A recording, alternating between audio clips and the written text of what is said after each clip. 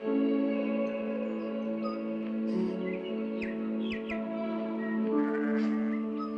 release day, I start the morning off with a bit of a run. I usually try to go find the hill. The feeling of achievement when you get to the top, and I guess the anticipation, getting yourself to the top. So it takes endurance, you have to be determined to get up. And then when you get to the top, it just feels like so much more than a run. It feels like you've achieved something. Just a way to get myself to a position where I feel like I can achieve anything.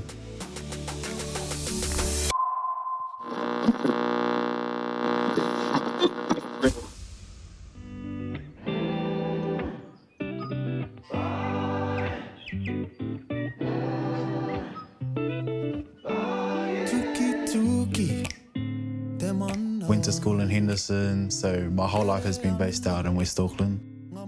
Grew up in the church, grew up in a Māori household. It was real full on, like there wasn't a day where we weren't doing anything. Sports was huge, and music was something that was intertwined between church and kapahaka. In high school, my friends and I, we started this band called Ngāpua Waitanga, which was a Māori reggae gospel band. And we made an album that year, did a couple gigs. It was really cool. I wasn't much of a talker as a kid.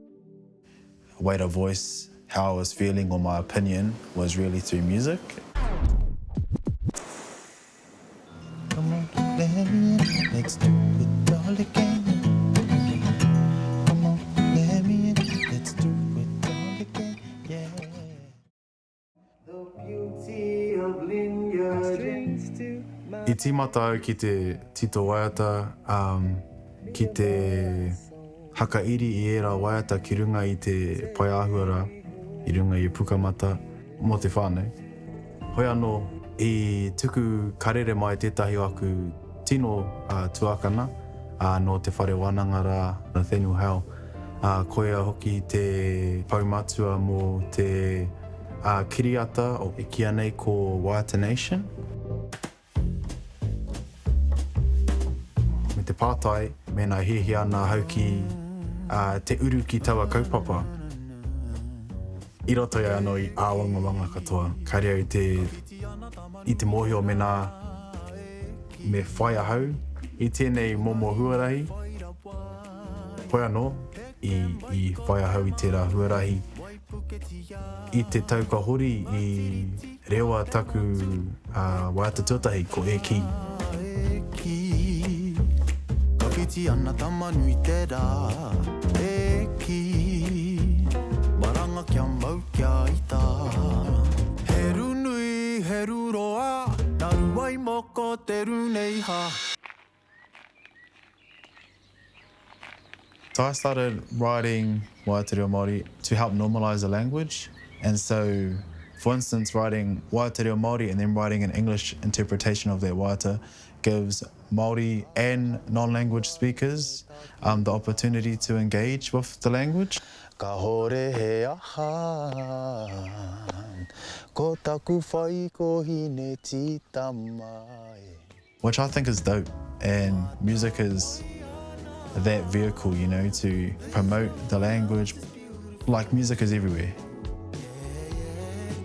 So if the music is everywhere, then the reo is everywhere, or the language is everywhere. I thought that that'd be a really cool way to bridge the gap between language and non-language speakers and have them engaging in te reo Māori and in English.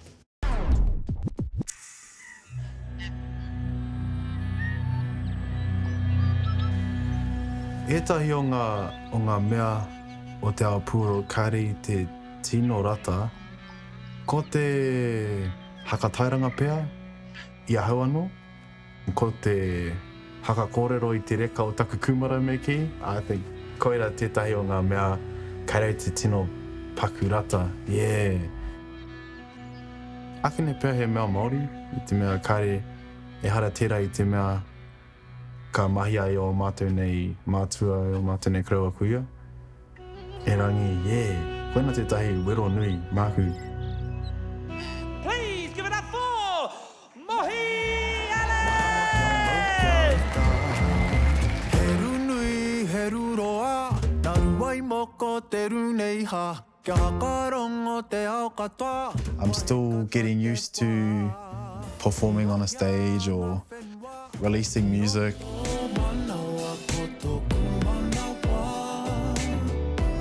I feel like although we're at the spot and it's wicked as and I'm loving what I'm doing, I don't feel like I'm at the place where it seems like I am.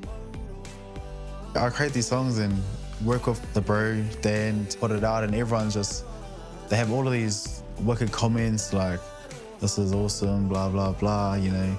But me and myself, I don't feel like I'm there.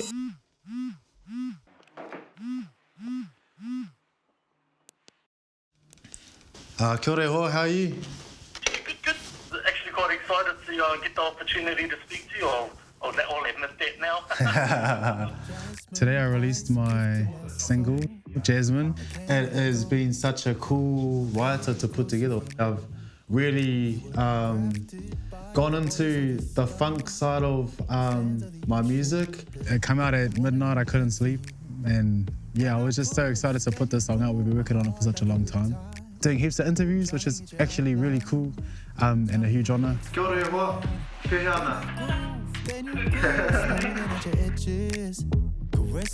Most mornings, but particularly release day, I go for a run, go find me a hill. Way to release anxiety, tension.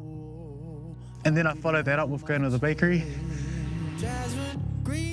I have a sweet tooth, so caramel slice is always the go. Go and visit my loved ones. Way to celebrate with them.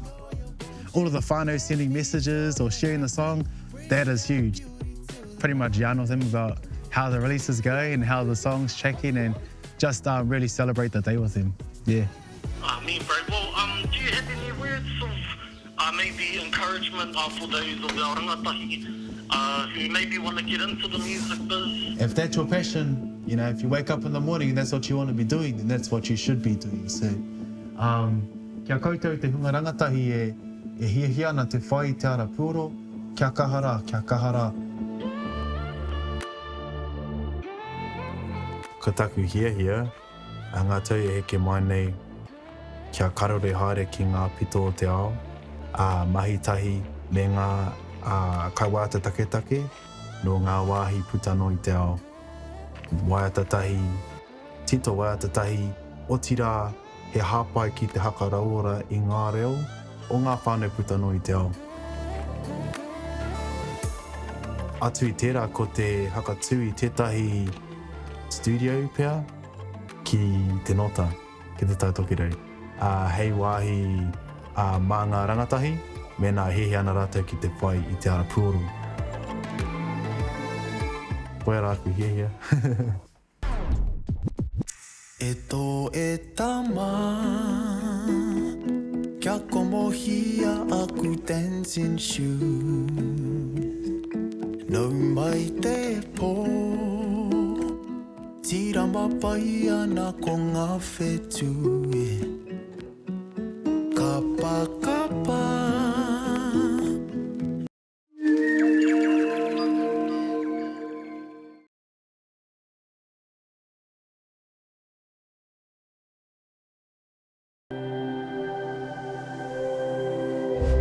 Ko te reo, te take.